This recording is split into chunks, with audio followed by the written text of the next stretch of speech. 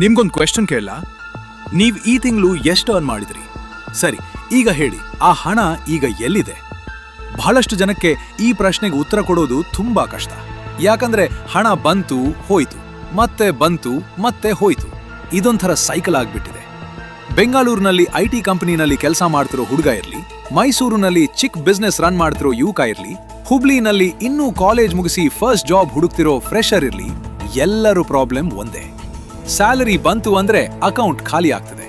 ಮಹಿನಾ ಕೊನೆಗೆ ಬ್ಯಾಲೆನ್ಸ್ ನೋಡಿದ್ರೆ ಎದೆ ಧಸ್ಕ್ ಅನ್ನುತ್ತೆ. ಇದ್ಯಾಕೆ ಆಗ್ತದೆ ಅಂತ ಗೊತ್ತಾ? ಯಾಕಂದ್ರೆ ನಮ್ಗೆ ಸ್ಕೂಲ್ನಲ್ಲಿ ಪೈಥಾಗೋರಸ್ ಥಿಯರಂ ಕಲಿಸಿದ್ರು, ಶೇಕ್ಸ್ಪಿಯರ್ ಕಲಿಸಿದ್ರು, ಹಿಸ್ಟ್ರಿ ಡೇಟ್ಸ್ ಕಲಿಸಿದ್ರು. ಆದ್ರೆ ಹಣ ಹೇಗೆ ಮ್ಯಾನೇಜ್ ಮಾಡಬೇಕು ಅಂತ ಯಾರೂ ಕಲಿಸ್ಲಿಲ್ಲ. ಯಾರಾದ್ರೂ ಒಮ್ಮೆ ಕೂಡ ಹೇಳಿದ್ರಾ, ನೋಡಪ್ಪ ನಿನ್ನ ಮೊದಲ ಸ್ಯಾಲರಿ ಬಂದ್ರೆ ಹೀಗ್ ಮಾಡು ಅಂತ? ಇಲ್ಲ, ಯಾಕಂದ್ರೆ ನಮ್ಮ ಪೇರೆಂಟ್ಸ್ಗೂ ಯಾರೂ ಕಲಿಸ್ಲಿಲ್ಲ. ಇದು ಜನರೇಷನ್ ಬಂದ ಪ್ರಾಬ್ಲಮ್. ಆದ್ರೆ ಇವತ್ತು ನಾನು ನಿಮಗೆ ಅದನ್ನೇ ಕಲಿಸ್ತೀನಿ, ಸಿಂಪಲ್ ಆಗಿ, ಕ್ಲಿಯರ್ ಆಗಿ, ಕರ್ನಾಟಕದ ಮಣ್ಣಿನ ಭಾಷೆಯಲ್ಲಿ. ಈ ವಿಡಿಯೋನಲ್ಲಿ ನಾನು ನಿಮಗೆ ಒಂದು ಕಂಪ್ಲೀಟ್ ಸಿಸ್ಟಮ್ ತೋರಿಸ್ತೀನಿ.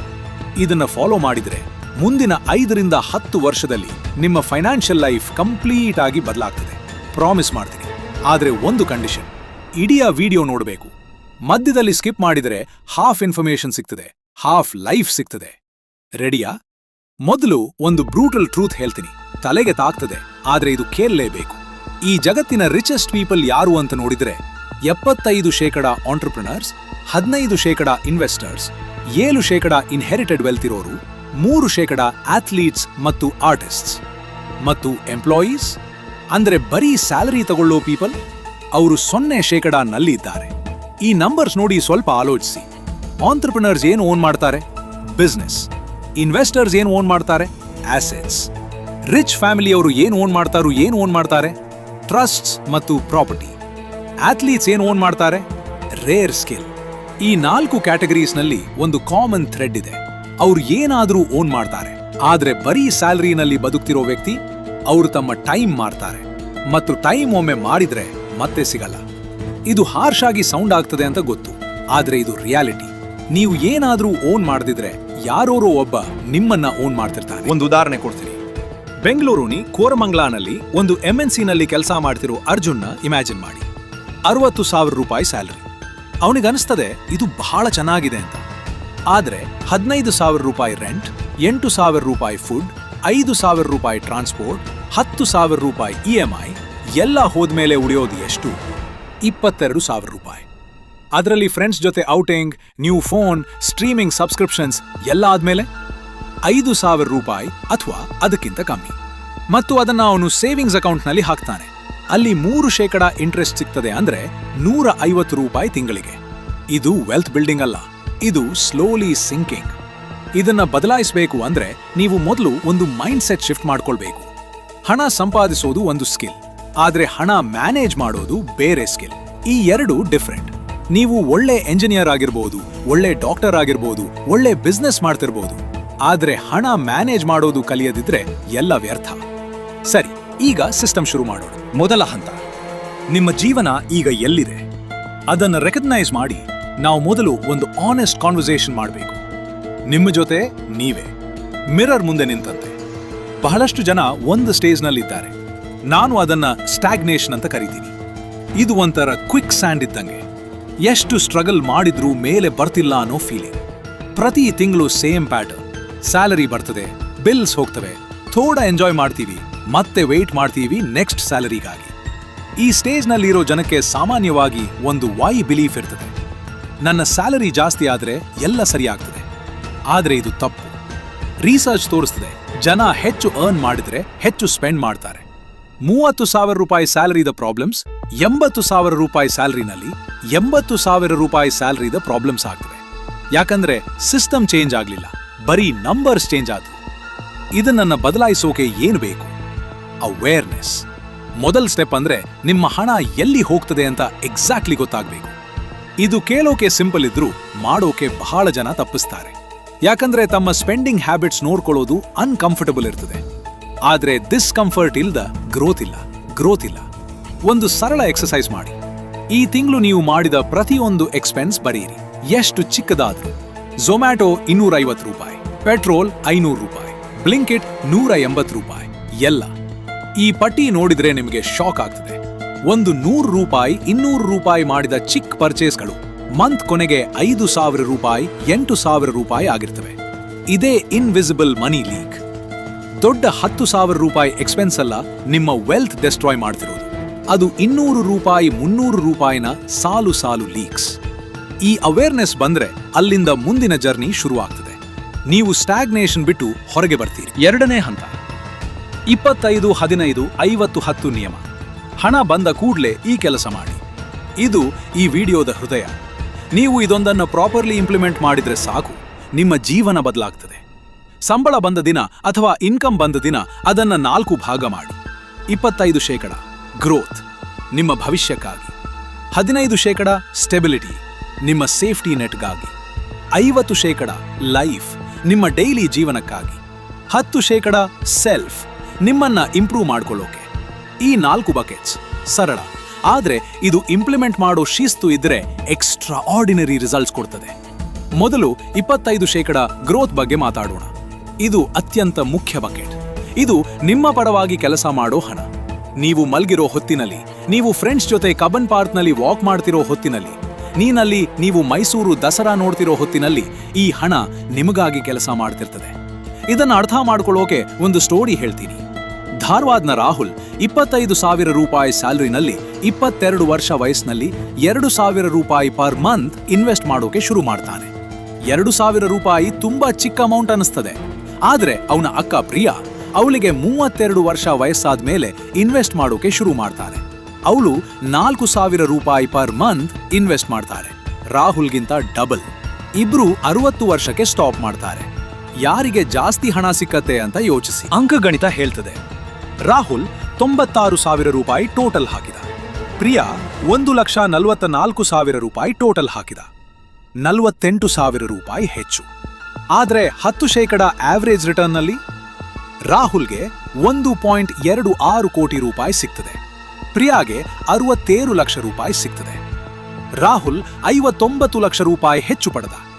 ಕಮ್ಮಿ ಹಾಕಿ, ₹48,000 ಕಮ್ಮಿ ಹಾಕಿ. ಇದನ್ನ ಕೇಳಿ ನಿಮ್ಮ ಮನಸ್ಸು ಒಂದು ಕ್ಷಣ ಸ್ಟಾಪ್ ಆಗಿರಬೇಕು.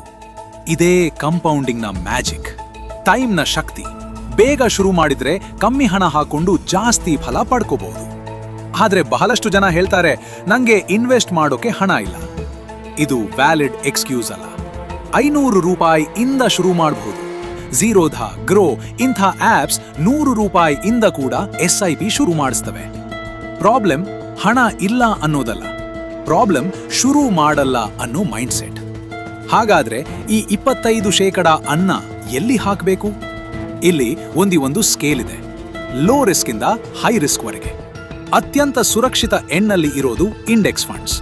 ಇದ್ರ ಬಗ್ಗೆ ತಿಳಿಯದ ಜನ ಕೇಳ್ತಾರೆ, ಏನಿದು? ಸರಳವಾಗಿ ಹೇಳ್ತೀನಿ. ಇಂಡಿಯಾನಲ್ಲಿ ನಿಫ್ಟಿ 50 ಅಂತ ಒಂದು ಇಂಡೆಕ್ಸ್ ಇದೆ. ಅದು ಇಂಡಿಯಾನ ಟಾಪ್ 50 ಕಂಪನೀಸ್ನ ಟ್ರ್ಯಾಕ್ ಮಾಡ್ತದೆ. ರಿಲಯನ್ಸ್, TCS, ಇನ್ಫೋಸಿಸ್, HDFC ಇಂಥ ಜಾಯಂಟ್ಸ್.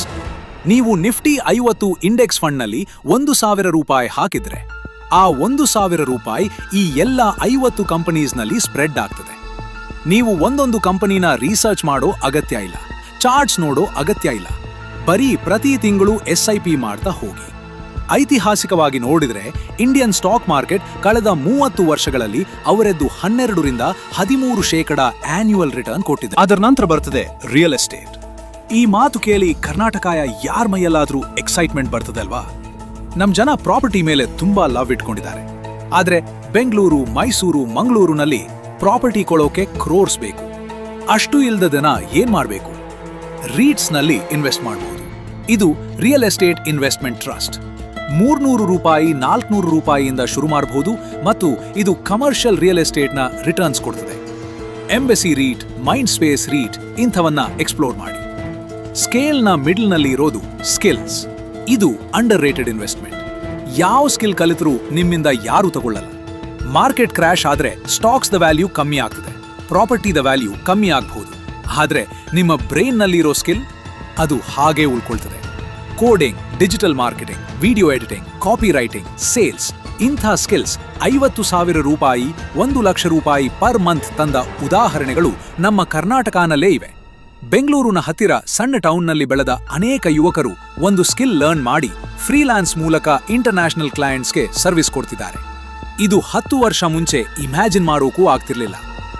ಹೈ ರಿಸ್ಕ್ ಸ್ಕೇಲ್ನಲ್ಲಿ ಬರ್ತದೆ ಇಂಡಿವಿಜುವಲ್ ಸ್ಟಾಕ್ಸ್, ಟೆಸ್ಲಾ, ಝೊಮ್ಯಾಟೊ, ಮಂತ್ ಕಂಪನೀಸ್ನ ಇಂಡಿವಿಜುವಲ್ ಶೇರ್ಸ್. ಇಲ್ಲಿ ಪ್ರಾಪರ್ ರಿಸರ್ಚ್ ಇಲ್ಲದೆ ಹೋದ್ರೆ ಇದು ಗ್ಯಾಂಬ್ಲಿಂಗ್ ಇದ್ದಂಗೆ. ಮನೆಯಲ್ಲಿ TCS ಕೊಂಡ್ರೆ ಡಬಲ್ ಆಗ್ತದೆ ಅಂತ ಯಾರಾದ್ರೂ ಹೇಳಿದ್ರೆ ಮೊದಲು ಯಾಕೆ ಅಂತ ಕೇಳಿ. ಅವ್ರ ಬಳಿ ಉತ್ತರ ಇಲ್ದಿದ್ರೆ ಆ ಅಡ್ವೈಸ್ ಕಸದ ಬುಟ್ಟಿಗೆ ಹಾಕಿ. ಮತ್ತು ಸ್ಕೇಲ್ದ ಅತ್ಯಂತ ಟಾಪ್ನಲ್ಲಿ ಬರ್ತದೆ ಕ್ರಿಪ್ಟೋ, NFTs, ಆಲ್ಟರ್ನೇಟಿವ್ ಆಸೆಟ್ಸ್. ಇಲ್ಲಿ ಎಕ್ಸ್ಟ್ರೀಮ್ ರಿಟರ್ನ್ಸ್ ಬಂದ ಕಥೆಗಳು ಇವೆ, ಆದ್ರೆ ಎಕ್ಸ್ಟ್ರೀಮ್ ಲಾಸ್ ಆದ ಕಥೆಗಳು ಇವೆ. ನೀವು ಒಂದು ರೂಲ್ ಫಾಲೋ ಮಾಡಿ, ಕಳ್ಕೊಂಡ್ರೂ ನಿದ್ದೆ ಕೆಡದಷ್ಟು ಮಾತ್ರ ಇಲ್ಲಿ ಹಾಕಿ. ಇದು ಮೂನ್ ಶಾಟ್, ಪ್ಲೇ ಮನಿ. ಇದನ್ನೇ ಫೌಂಡೇಶನ್ ಮಾಡ್ಕೊಳ್ಬೇಡಿ. ಆರಂಭಿಕರಿಗೆ ನನ್ನ ಅಡ್ವೈಸ್ ಇದು. ಮೊದಲ 6 ತಿಂಗಳು ಬರೀ ಇಂಡೆಕ್ಸ್ ಫಂಡ್ಸ್ ಮತ್ತು ಒಂದು ಸ್ಕಿಲ್ನಲ್ಲಿ ಫೋಕಸ್ ಮಾಡಿ. ಆಮೇಲೆ ಎಕ್ಸ್ಪೀರಿಯನ್ಸ್ ಬಂದ ಮೇಲೆ ಡೈವರ್ಸಿಫೈ ಮಾಡಿ. ಫೌಂಡೇಶನ್ ಸ್ಟ್ರಾಂಗ್ ಇಲ್ದಿದ್ರೆ ಮೇಲಿನ ಮಹಡಿ ಕಟ್ಟಲ್ಲ. ಒಂದು ಮುಖ್ಯ ಪಾಯಿಂಟ್, ಈ ಇನ್ವೆಸ್ಟ್ ಮಾಡೋ ಕೆಲಸ ಟ್ಯಾಕ್ಸ್ ಸ್ಮಾರ್ಟ್ ಆಗಿ ಮಾಡಬೇಕು. ಇಂಡಿಯಾನಲ್ಲಿ ಸೆಕ್ಷನ್ 80C ಅಡಿಯಲ್ಲಿ 1.5 ಲಕ್ಷ ರೂಪಾಯಿವರೆಗೆ ELSS ಮ್ಯೂಚುವಲ್ ಫಂಡ್ಸ್ನಲ್ಲಿ ಇನ್ವೆಸ್ಟ್ ಮಾಡಿ ಟ್ಯಾಕ್ಸ್ ಸೇವ್ ಮಾಡಬಹುದು. NPSನಲ್ಲಿ ಇನ್ವೆಸ್ಟ್ ಮಾಡಿ ಅಡಿಷನಲ್ 50,000 ರೂಪಾಯಿ ಸೇವ್ ಮಾಡಬಹುದು. ನಿಮ್ಮ ಆಫೀಸ್ನಲ್ಲಿ EPF ಇದ್ರೆ ಎಂಪ್ಲಾಯರ್ ಮ್ಯಾಚ್ ತಗೊಳ್ಳಿ. ಇದು ಲಿಟ್ರಲಿ ಫ್ರೀ ಮನಿ. ರಿಜೆಕ್ಟ್ ಮಾಡೋರಿದ್ದಾರೆ ಅಂದ್ರೆ ನಂಬಲ್ಲ, ಆದ್ರೆ ಬಹಳಷ್ಟು ಜನನ ಈ ಬೆನಿಫಿಟ್ಸ್ ಬಗ್ಗೆ ಅವೇರ್ ಇರಲ್ಲ ಮತ್ತು ಮಿಸ್ ಮಾಡ್ತಾರೆ. ಈಗ 15% ಸ್ಟೆಬಿಲಿಟಿ ಬಗ್ಗೆ ಮಾತಾಡೋಣ. ಇದು ನಿಮ್ಮ ಬಾಡಿ ಗಾರ್ಡ್, ನಿಮ್ಮ ಲೈಫ್ನ ಅನಿರೀಕ್ಷಿತ ಘಟನೆಗಳಿಂದ ಪ್ರೊಟೆಕ್ಟ್ ಮಾಡೋ ಶೀಲ್ಡ್. ನನಗೊಂದು ಘಟನೆ ನೆನಪಾಗ್ತದೆ. ಮಂಗಳೂರಿನ ಒಬ್ಬ ಗೆಳೆಯ 45,000 ರೂಪಾಯಿ ಸ್ಯಾಲರಿ, ಒಳ್ಳೆ ಜಾಬ್, ಒಳ್ಳೆ ಲೈಫ್ ಸ್ಟೈಲ್. ಆದ್ರೆ ಒಂದು ದಿನ ಅವನ ಅಮ್ಮನಿಗೆ ಹಠಾತ್ ಆಸ್ಪತ್ರೆ ಅಡ್ಮಿಟ್ ಮಾಡಬೇಕಾಯಿತು. 80,000 ರೂಪಾಯಿ ಬಿಲ್ ಬಂತು. ಅವನ ಬಳಿ ಸೇವಿಂಗ್ಸ್ ಇರಲಿಲ್ಲ. 50,000 ರೂಪಾಯಿ ಲೋನ್ ತಗೊಳ್ಬೇಕಾಯಿತು. 30,000 ರೂಪಾಯಿ ರಿಲೇಟಿವ್ಸ್ ಹತ್ರ ಕೇಳ್ಬೇಕಾಯ್ತು. ಒಂದು ಘಟನೆ 3 ತಿಂಗಳ ಸಂಬಳ ಉಡಾಯಿಸ್ತು. ಮಾನಸಿಕ ಒತ್ತಡ ಬೇರೆ, ಕೆಲಸದ ಮೇಲೆ ಫೋಕಸ್ ಕಡಿಮೆ ಆಯಿತು. ಇದು ಚೈನ್ ರಿಯಾಕ್ಷನ್. ಇದನ್ನ ಅವಾಯ್ಡ್ ಮಾಡಲ್ಲ ಅಂದ್ರೆ ಸ್ಟೆಬಿಲಿಟಿ ಫಂಡ್ ಬೇಕು. ಇದನ್ನ ಇಮರ್ಜೆನ್ಸಿ ಫಂಡ್ ಕೂಡ ಕರೀತಾರೆ. ಇದು ಎಷ್ಟಿರಬೇಕು? ನಿಮ್ಮ monthly basic expenses, rent, food, transport, utilities ಇದನ್ನ ಮಲ್ಟಿಪ್ಲೈ ಮಾಡಿ 5ರಿಂದ. ಉದಾಹರಣೆಗೆ ನಿಮ್ಮ ಮಂತ್ಲಿ ಬೇಸಿಕ್ 20,000 ರೂಪಾಯಿ ಆಗಿದ್ರೆ 1 ಲಕ್ಷ ರೂಪಾಯಿ ಸ್ಟೆಬಿಲಿಟಿ ಫಂಡ್ ಇರಬೇಕು. ಅಷ್ಟು ಜಾಸ್ತಿ ಯಾಕೆ ಅಂತ ಕೇಳ್ತೀರಿ. ಯಾಕಂದ್ರೆ ಕ್ರೈಸಿಸ್ ಒಂದೇ ಬರಲ್ಲ. ಜಾಬ್ ಹೋದ ತಿಂಗಳೇ ವೆಹಿಕಲ್ ಬ್ರೇಕ್ ಡೌನ್ ಆಗ್ತದೆ, ಮೆಡಿಕಲ್ ಇಮರ್ಜೆನ್ಸಿ ಇರೋ ತಿಂಗಳೇ ಹೌಸ್ ರೆಂಟ್ ಇನ್ಕ್ರೀಸ್ ಆಗ್ತದೆ. ಲೈಫ್ ಹೀಗೆ ಇರ್ತದೆ. ಈ ಹಣ ಎಲ್ಲಿ ಇಡಬೇಕು? 3 ರೂಲ್ಸ್. 1, 24 ಗಂಟೆಯಲ್ಲಿ ಸಿಗಬೇಕು. FD ನಲ್ಲಿ ಲಾಕ್ ಮಾಡ್ಕೊಂಡ್ರೆ ಇಮರ್ಜೆನ್ಸಿ ಬಂದ ತಿಂಗಳು ಅದು ಯೂಸ್ಲೆಸ್. ಲಿಕ್ವಿಡ್ ಫಂಡ್ ಅಥವಾ ಹೈ ಯೀಲ್ಡ್ ಸೇವಿಂಗ್ಸ್ ಅಕೌಂಟ್ ನಲ್ಲಿ ಇಡಿ. 2, 0 ರಿಸ್ಕ್. ಸ್ಟಾಕ್ ಮಾರ್ಕೆಟ್ ನಲ್ಲಿ ಹಾಕಬೇಡಿ. ಇಮರ್ಜೆನ್ಸಿ ಬಂದ ದಿನ ಮಾರ್ಕೆಟ್ ಕೆಳಗಿದ್ರೆ ಡಬಲ್ ಲಾಸ್. 1 ಲಕ್ಷ ರೂಪಾಯಿ 70,000 ರೂಪಾಯಿ ಆಗಿರ್ತದೆ ಮತ್ತು ನೀವು ಕ್ರೈಸಿಸ್ ನಲ್ಲಿ ಇರ್ತೀರಿ. 3, ಸ್ವಲ್ಪ ಅರ್ನ್ ಮಾಡಬೇಕು. ಸೇವಿಂಗ್ಸ್ ಅಕೌಂಟ್ನ 3ರಿಂದ 4% ಇಂಟ್ರೆಸ್ಟ್ ಆದರೂ ಇನ್ಫ್ಲೇಷನ್ ಕಡಿಮೆ ಮಾಡ್ತದೆ. ಲಿಕ್ವಿಡ್ ಮ್ಯೂಚುವಲ್ ಫಂಡ್ಸ್ ಕಡೆ ನೋಡಿ.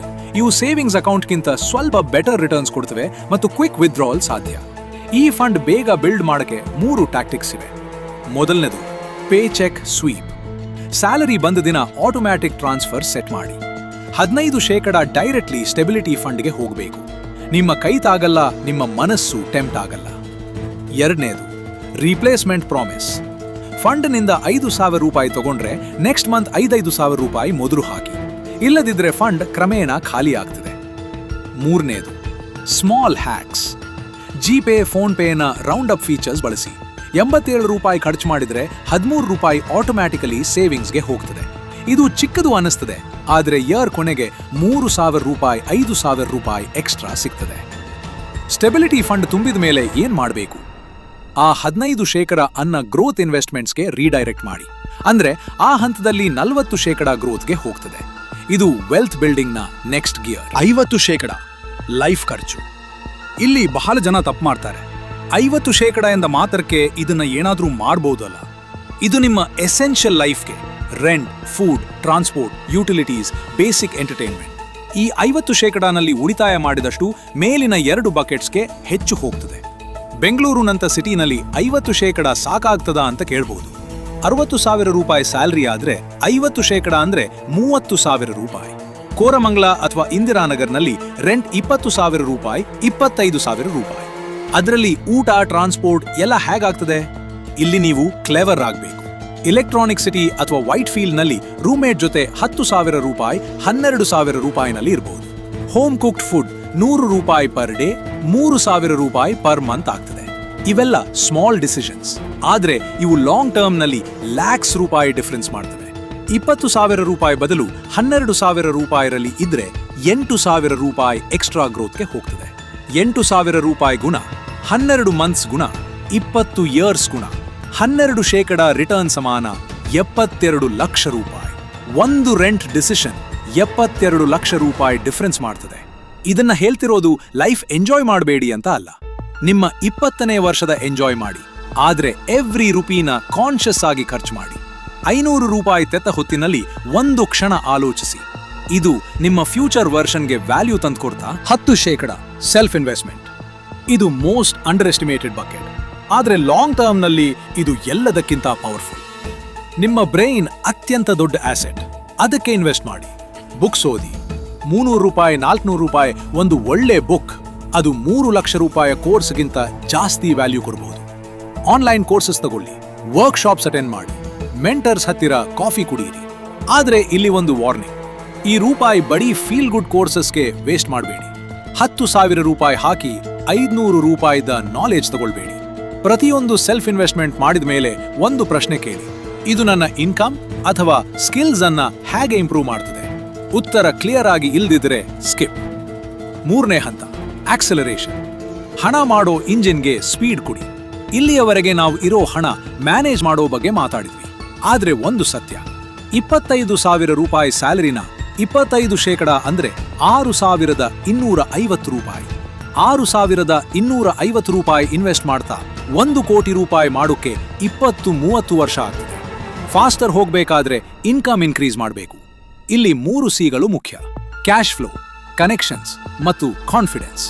ಕ್ಯಾಶ್ ಫ್ಲೋ ಅಂದ್ರೆ ಇನ್ಕಮ್ನ ಹೊಳೆ ನಿಲ್ಬಾರ್ದು. ಒಂದೇ ಸೋರ್ಸ್ನಲ್ಲಿ ಡಿಪೆಂಡ್ ಮಾಡೋದು ರಿಸ್ಕಿ. ಒಂದು ಕಂಪನಿ ಮುಚ್ಚಿದ್ರೆ, ಒಂದು ಪ್ರಾಜೆಕ್ಟ್ ಕ್ಯಾನ್ಸಲ್ ಆದ್ರೆ ಏನಾಗ್ತದೆ? ಅದಕ್ಕೆ ಸೈಡ್ ಹಸಲ್ ಮಾಡಿ. ಇಲ್ಲಿ ಒಂದು ಪ್ರಾಕ್ಟಿಕಲ್ ಅಡ್ವೈಸ್ ಕೊಡ್ತೀನಿ. 10,000 ರೂಪಾಯಿ 20,000 ರೂಪಾಯಿ ಮಾಡೋದು ಸೈಡ್ ಹಸಲ್ ಶುರು ಮಾಡಿ. ನೀವು ಕಾಪಿ ರೈಟಿಂಗ್ ಮಾಡ್ತೀರಾ? ಲೋಕಲ್ ಬೆಂಗಳೂರು ಬಿಸ್ನೆಸಸ್ಗೆ ಸೋಷಿಯಲ್ ಮೀಡಿಯಾ ಕಂಟೆಂಟ್ ಬರೀರಿ. ನೀವು ವಿಡಿಯೋ ಎಡಿಟ್ ಮಾಡ್ತೀರಾ? ಯೂಟ್ಯೂಬ್ ಕ್ರಿಯೇಟರ್ಸ್ಗೆ ಫ್ರೀಲಾನ್ಸ್ ಕೆಲಸ ತಗೊಳ್ಳಿ. ನೀವು ಫೋಟೋಗ್ರಫಿ ಮಾಡ್ತೀರಾ? ಮೈಸೂರು ಅಥವಾ ಕೂರ್ಗ್ ಸುತ್ತ ವೆಡ್ಡಿಂಗ್ ಅಥವಾ ಪ್ರಾಡಕ್ಟ್ ಶೂಟ್ಸ್ ಮಾಡಿ. ಇದು ರಾಕೆಟ್ ಸೈನ್ಸ್ ಅಲ್ಲ. ನಿಮ್ಮ ಬಳಿ ಇರೋ ಸ್ಕಿಲ್ಗೆ ಮಾರ್ಕೆಟ್ ಹುಡುಕಿ. ಆದ್ರೆ ಬಹಳಷ್ಟು ಜನ ಸೈಡ್ ಹಸಲ್ ಶುರು ಮಾಡ್ತಾರೆ, ಆದ್ರೆ ಕ್ಲೈಂಟ್ ಸಿಗಲ್ಲ. ಯಾಕ? ಇಲ್ಲಿ 2 ಅಪ್ರೋಚಸ್ ಇವೆ. ಮೊದಲನೇದು ಡೈವರ್ಸಿಫಿಕೇಶನ್. ಹಣ ಒಂದೇ ಕಡೆ ಹಾಕಬೇಡಿ. Equity mutual funds, real estate, gold, bonds ಹಲವೆಡೆ ಸ್ಪ್ರೆಡ್ ಮಾಡಿ. ಒಂದು ಫಾಲ್ ಆದ್ರೆ ಮತ್ತೊಂದು ಉಳ್ಕೊಳ್ತದೆ. ಇದು ಡಿಫೆನ್ಸಿವ್ ಅಪ್ರೋಚ್. 2ನೇದು ಹೈ ಕನ್ವಿಕ್ಷನ್ ಪ್ಲೇಸ್. ನೀವು ಡೀಪ್ಲಿ ಅಂಡರ್ಸ್ಟ್ಯಾಂಡ್ ಮಾಡ್ತಿರೋ ಒಂದು ಸೆಕ್ಟರ್ನಲ್ಲಿ ಹೆವಿ ಬೆಟ್ ಮಾಡಿ. ನಿಮ್ಮ ಫೀಲ್ಡ್ನಲ್ಲಿ ನೀವು ಎಕ್ಸ್ಪರ್ಟ್, ಆ ನಾಲೆಜ್ ಯೂಸ್ ಮಾಡಿ ಇನ್ವೆಸ್ಟ್ ಮಾಡಿ. ಬಯೋಟೆಕ್ನಲ್ಲಿ ಡಾಕ್ಟರ್ ಇನ್ವೆಸ್ಟ್ ಮಾಡ್ತಾರೆ, ಯಾಕಂದ್ರೆ ಅವರಿಗೆ ಅದು ಅರ್ಥ ಆಗ್ತದೆ. IT-ನಲ್ಲಿ ಸಾಫ್ಟ್ವೇರ್ ಇಂಜಿನಿಯರ್ ಇನ್ವೆಸ್ಟ್ ಮಾಡ್ತಾರೆ, ಯಾಕಂದ್ರೆ ಟ್ರೆಂಡ್ಸ್ ಅವರಿಗೆ ಮೊದಲೇ ಗೊತ್ತಾಗ್ತದೆ. ಇದು ಒಫೆನ್ಸಿವ್ ಅಪ್ರೋಚ್. ಹೆಚ್ಚಿನ ಜನ ಮೊದಲು ಡೈವರ್ಸಿಫಿಕೇಶನ್ ಮಾಡಬೇಕು. ಎಕ್ಸ್ಪೀರಿಯನ್ಸ್ ಬಂದ ಮೇಲೆ ಸೆಲೆಕ್ಟಿವ್ ಹೈ ಕನ್ವಿಕ್ಷನ್ ಪ್ಲೇಸ್ ಮಾಡಬಹುದು. ಆದ್ರೆ ಇಲ್ಲಿ ಒಂದು ಟ್ರ್ಯಾಪ್ ಇದೆ: ನನಗೆ ಗೊತ್ತಿದೆ ಅನ್ನೋ over confidence. 2000 bubble, 2008 financial crisis, 2021 crypto crash, ಎಲ್ಲದರಲ್ಲೂ ಗೊತ್ತಿದ್ದ ಜನ ಕೂಡ ಬಿಲಿಯನ್ಸ್ ಕಳ್ಕೊಂಡ್ರು. ಹ್ಯೂಮಿಲಿಟಿ ಇರಲಿ. ನೀವು ಎಷ್ಟು ಕಲಿತರೂ ಮಾರ್ಕೆಟ್ ಎಲ್ಲ ಗೊತ್ತಿದೆ ಅಂತ ಕ್ಲೇಮ್ ಮಾಡಬಹುದು. ಈ ಹಂತದಲ್ಲಿ ಇನ್ನೊಂದು ಕ್ರಿಟಿಕಲ್ ಕೆಲಸ: ಆಸೆಟ್ಸ್ ಕೊಳ್ಳಿ, ಲಯಬಿಲಿಟೀಸ್ ಅಲ್ಲ. ಆಸೆಟ್ ಎಂದ್ರೆ ಏನು? ನಿಮ್ಮ ಪಾಕೆಟ್ಗೆ ಹಣ ತರೋದು. Rental property, dividend stocks, business, intellectual property. Liability ಅಂದ್ರೆ ಏನು? ನಿಮ್ಮ ಪಾಕೆಟ್ನಿಂದ ಹಣ ತಗೊಳ್ಳೋದು. EMI-ನಲ್ಲಿ ತಗೊಂಡ ಲಕ್ಸುರಿ ಕಾರ್, ಉಪಯೋಗ ಇಲ್ಲದ ಸಬ್ಸ್ಕ್ರಿಪ್ಷನ್ಸ್, ಅಪ್ಗ್ರೇಡ್ ಮಾಡಿದ ಲೈಫ್ ಸ್ಟೈಲ್. ಒಂದು ನಿರ್ದಿಷ್ಟ ಉದಾಹರಣೆ ಕೊಡ್ತೀನಿ. 8 ಲಕ್ಷ ರೂಪಾಯಿಯ ಕಾರ್ 3 ವರ್ಷಕ್ಕೆ EMI-ನಲ್ಲಿ ತಗೊಂಡ್ರೆ ಇಂಟ್ರೆಸ್ಟ್, ಡೆಪ್ರಿಷಿಯೇಷನ್, ಇನ್ಶೂರೆನ್ಸ್ ಎಲ್ಲ ಸೇರಿ ರಿಯಲ್ ಕಾಸ್ಟ್ 11ರಿಂದ 12 ಲಕ್ಷ ರೂಪಾಯಿ ಆಗ್ತದೆ. ಅದೇ 8 ಲಕ್ಷ ರೂಪಾಯಿ ನಿಫ್ಟಿ 50 ಇಂಡೆಕ್ಸ್ ಫಂಡ್ನಲ್ಲಿ ಹಾಕಿದ್ರೆ 10 ವರ್ಷಕ್ಕೆ ಅಪ್ರಾಕ್ಸಿಮೇಟ್ಲಿ 20ರಿಂದ 22 ಲಕ್ಷ ರೂಪಾಯಿ ಆಗ್ತದೆ. 12 ಲಕ್ಷ ರೂಪಾಯಿ ಮತ್ತು 20 ಲಕ್ಷ ರೂಪಾಯಿ, 32 ಲಕ್ಷ ರೂಪಾಯಿ ದ ಡಿಸಿಷನ್ ಇದು. ಕಾರ್ ಬೇಡ ಅಂತಿಲ್ಲ, ಆದ್ರೆ ಆಸೆಟ್ಸ್ ಬಿಲ್ಡ್ ಮಾಡೋ ಮೊದಲು ಲಯಬಿಲಿಟೀಸ್ ಲೋಡ್ ಮಾಡ್ಕೋಬೇಡಿ ಅಂತ ಹೇಳ್ತಿದ್ದಿ. 5ನೇ ಹಂತ ಮ್ಯಾಸ್ಟ್ರಿ, ಫ್ರೀಡಮ್ ಮತ್ತು ಲೆಗಸಿ. ಇದು ಕೊನೆ ಡೆಸ್ಟಿನೇಷನ್. ಆದ್ರೆ ಇದು ಜಸ್ಟ್ ರೂಪಾಯಿ ಬಗ್ಗೆ ಅಲ್ಲ. ನೀವು ಈ ಎಲ್ಲ ಸ್ಟೇಜಸ್ ಯಶಸ್ವಿಯಾಗಿ ಕಂಪ್ಲೀಟ್ ಮಾಡಿದ್ರೆ ಒಂದು ದಿನ ನಿಮ್ಮ ಇನ್ವೆಸ್ಟ್ಮೆಂಟ್ಸ್ನು ಇನ್ಕಮ್, ನಿಮ್ಮ ಎಕ್ಸ್ಪೆನ್ಸಸ್ ಕವರ್ ಮಾಡ್ತದೆ. ಅಂದ್ರೆ ವರ್ಕ್ ಮಾಡದಿದ್ರೂ ರೂಪಾಯಿ ಬರ್ತದೆ. ಅದೇ ಫೈನಾನ್ಷಿಯಲ್ ಫ್ರೀಡಮ್. ಕೆಲಸ ಮಾಡೋ ಆಬ್ಲಿಗೇಷನ್ ಇಲ್ಲ, ಆದ್ರೆ ನೀವು ಮಾಡ್ತೀರಿ ಯಾಕಂದ್ರೆ ಪ್ಯಾಷನ್ ಇದ್ರೆ. ಈ ಹಂತದಲ್ಲಿ ಫೋಕಸ್ ಬದಲಾಗ್ತದೆ, ಅಕ್ಯುಮಿಲೇಷನ್ ಇಂದ ಪ್ರಿಸರ್ವೇಷನ್ಗೆ, ಮತ್ತು ಮೋಸ್ಟ್ ಇಂಪಾರ್ಟೆಂಟ್ಲಿ ಗಿವಿಂಗ್ ಬ್ಯಾಕ್. ನಿಮ್ಮ ಕಮ್ಯುನಿಟಿಗೆ, ಕುಟುಂಬಕ್ಕೆ, ಮುಂದಿನ ಜನರೇಷನ್ಗೆ. ಮಂಗಳೂರು ಅಥವಾ ಬೀದಾರ್ದ ಒಬ್ಬ ಯುವಕ ಇವತ್ತು 2,000 ರೂಪಾಯಿ ಇನ್ವೆಸ್ಟ್ ಮಾಡಿದ್ರೆ 20 ವರ್ಷ ಬಿಟ್ಟ ನಂತರ ಅವನ ಮಕ್ಕಳಿಗೆ ಒಂದು ಕಂಪ್ಲೀಟ್ಲಿ ಡಿಫರೆಂಟ್ ಜೀವನ ಸಾಧ್ಯ ಆಗ್ತದೆ. ಇದೇ ಲೆಗಸಿ. ಈ ಒಂದು ಜನರೇಷನ್ನ ಸ್ಯಾಕ್ರಿಫೈಸ್ ಮುಂದಿನ ಜನರೇಷನ್ನ ಫ್ರೀಡಮ್ ಆಗ್ತದೆ. ಇನ್ಫ್ಲೇಷನ್ ಅಂದ್ರೆ ಏನು ಮತ್ತು ಅದು ನಿಮ್ಮ ಸೇವಿಂಗ್ಸ್ ಅನ್ನ ಹ್ಯಾಗ್ ತಿಂತದೆ, ಇದನ್ನ ಒಂದು ಬಾರಿ ಕ್ಲಿಯರ್ಲಿ ಅರ್ಥ ಮಾಡ್ಕೋಬೇಕು. 2010ರಲ್ಲಿ ಬೆಂಗಳೂರಿನಲ್ಲಿ 20 ರೂಪಾಯಿಗೆ ಒಳ್ಳೆ ಊಟ ಸಿಗ್ತಿತ್ತು. ಇವತ್ತು 100 ರೂಪಾಯಿ, 120 ರೂಪಾಯಿ. 20 ರೂಪಾಯಿ ಇನ್ನೂ 20 ರೂಪಾಯಿ ಅನ್ನಿಸ್ತದೆ, ಆದ್ರೆ ಅದರ ವ್ಯಾಲ್ಯೂ 4 ರೂಪಾಯಿ, 5 ರೂಪಾಯಿ ಆಗಿದೆ. ಇದೇ ಇನ್ಫ್ಲೇಷನ್. ರೂಪಾಯಿಯ ವ್ಯಾಲ್ಯೂ ಪ್ರತಿ ವರ್ಷ ಕಮ್ಮಿ ಆಗ್ತದೆ.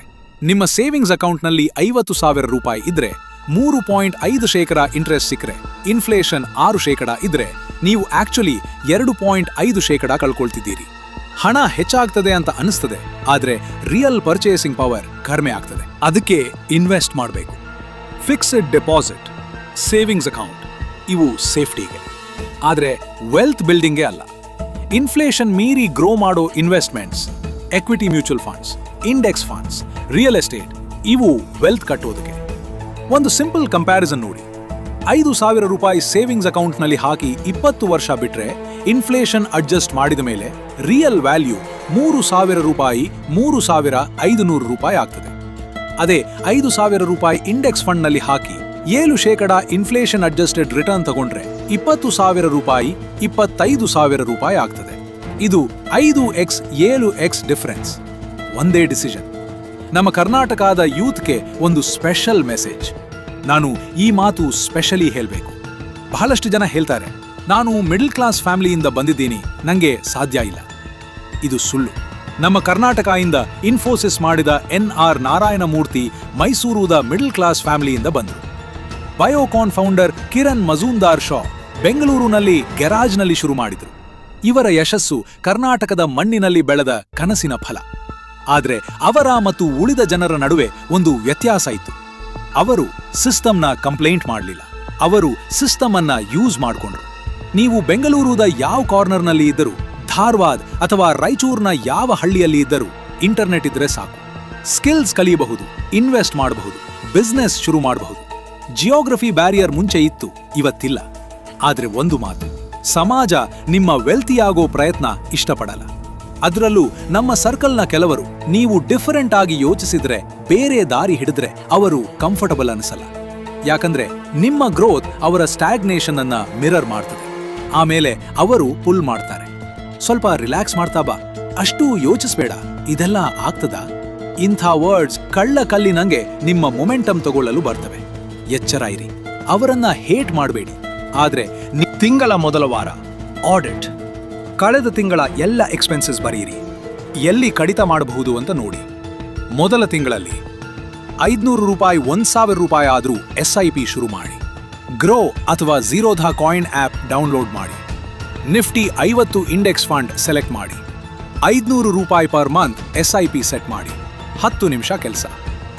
3 ತಿಂಗಳ ಒಳಗೆ ಇಮರ್ಜೆನ್ಸಿ ಫಂಡ್ 20,000 ರೂಪಾಯಿ, 30,000 ರೂಪಾಯಿ ತಲುಪಿ. ಒಂದು ಸ್ಕಿಲ್ಗೆ ಎನ್ರೋಲ್ ಮಾಡ್ಕೊಳ್ಳಿ. ಯೂಟ್ಯೂಬ್ನಲ್ಲಿ ಫ್ರೀ ಇದ್ರೂ ಸರಿ. 6 ತಿಂಗಳ ಒಳಗೆ ಸೈಡ್ ಇನ್ಕಮ್ 5,000 ರೂಪಾಯಿ, 10,000 ರೂಪಾಯಿ ಶುರು ಮಾಡಿ. ಇಮರ್ಜೆನ್ಸಿ ಫಂಡ್ 3 ಮಂತ್ಸ್ ಎಕ್ಸ್ಪೆನ್ಸಸ್ ತಲುಪಲಿ. 1 ವರ್ಷದ ಒಳಗೆ SIP 3,000 ರೂಪಾಯಿ, 5,000 ರೂಪಾಯಿಗೆ ಇನ್ಕ್ರೀಸ್ ಮಾಡಿ.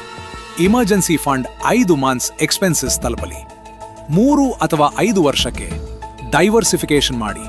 ಇಕ್ವಿಟಿ, ಗೋಲ್ಡ್, ರಿಯಲ್ ಎಸ್ಟೇಟ್ ಸೇರ್ಕೊಳ್ಳಿ. ಇದು ಓವರ್ ನೈಟ್ ಆಗ್ತದೆ ಅಂತ ಎಕ್ಸ್ಪೆಕ್ಟ್ ಮಾಡಬೇಡಿ. ರೂಪಾಯಿ ಮಾಡೋದು ಸ್ಪ್ರಿಂಟ್ ಅಲ್ಲ, ಮ್ಯಾರಥಾನ್. ಆದ್ರೆ ಪ್ರತಿದಿನ ಒಂದು ಚಿಕ್ಕ ಹೆಜ್ಜೆ ಮುಂದಿಟ್ರೆ 5 ವರ್ಷ ಬಿಟ್ಟ ನಂತರ ನಿಮ್ಮ ಫ್ರೆಂಡ್ಸ್ಗೆ ನೀವು ಡಿಫರೆಂಟ್ ಆಗಿ ಕಾಣ್ತೀರಿ. 10 ವರ್ಷ ಬಿಟ್ಟ ನಂತರ ನಿಮ್ಮ ಜೀವನ ಡಿಫರೆಂಟ್ ಆಗಿ ಕಾಣ್ತದೆ. ಕೊನೆಯ ಮಾತು, ಒಂದು ಮಾತು ನೆನಪಿನಲ್ಲಿ ಉಳಿಯಲಿ. ಹಣ ಫ್ರೀಡಮ್ ಕೊಡ್ತದೆ. ಅದು ಬರೀ ಲಕ್ಷ ಕೋಟಿ ಇರಬೇಕು ಅಂತ ಅಲ್ಲ. ನಿಮ್ಮ ಅಮ್ಮ ಆಸ್ಪತ್ರೆಗೆ ಹೋದ ದಿನ ಪ್ಯಾನಿಕ್ ಆಗದಿರೋ ಫ್ರೀಡಮ್. ನಿಮ್ಮ ಬಾಸ್ ಇದು ಮಾಡದಿದ್ರೆ ಹೋಗು ಅಂದ ದಿನ ನಿಡಿಯಾಗಿ ನಿಲ್ಲೋ ಫ್ರೀಡಮ್. ನಿಮ್ಮ ಪ್ಯಾಷನ್ ಪರ್ಸ್ಯೂ ಮಾಡೋ ಫ್ರೀಡಮ್. ನಿಮ್ಮ ಮಕ್ಕಳಿಗೆ ಬೆಟರ್ ಲೈಫ್ ಕೊಡೋ ಫ್ರೀಡಮ್. ಅದೇ ರಿಯಲ್ ವೆಲ್ತ್. ಸಿಸ್ಟಮ್ ಅನ್ನ ನೀವು ಚೇಂಜ್ ಮಾಡ್ಲಿಕ್ಕಾಗ್ತದಾ? May be not. ಆದ್ರೆ ಆ ಸಿಸ್ಟಮ್ನ ಒಳಗಿದ್ದು ಬುದ್ಧಿವಂತಿಕೆಯಿಂದ, ಶಿಸ್ತಿನಿಂದ, ದೀರ್ಘ ದೃಷ್ಟಿಯಿಂದ ನೀವು ಮೇಲೇರಬಹುದು. ಇದು ನಿಮ್ಮ ಆಯ್ಕೆ, ನಿಮ್ಮ ಕೈನಲ್ಲಿ ಇದೆ. ಈ ವಿಡಿಯೋಯಿಂದ ನಿಮಗೆ ಒಂದು ಥಿಂಗ್ ಹೊಸದಾಗಿ ತಿಳಿದ್ರೆ ಸಬ್ಸ್ಕ್ರೈಬ್ ಮಾಡಿ, ನಿಮ್ಮ ಒಬ್ಬ ಫ್ರೆಂಡ್ಗೆ ಶೇರ್ ಮಾಡಿ. ಯಾಕಂದ್ರೆ ಈ ನಾಲೆಜ್ ಬರೀ ನಿಮ್ಮ ಒಬ್ಬರ ಜೀವನ ಬದಲಾಯಿಸ್ತದೆ ಅಲ್ಲ, ಇದು ಶೇರ್ ಆದ್ಮೇಲೆ ನಿಮ್ಮ ಕಮ್ಯುನಿಟಿ ಬದಲಾಗ್ತದೆ, ನಮ್ಮ ಕರ್ನಾಟಕ ಬದಲಾಗ್ತದೆ. ನಾಳೆ ಮತ್ತೊಂದು ವಿಡಿಯೋನಲ್ಲಿ ಸಿಗ್ತೀವಿ. ನಮಸ್ಕಾರ.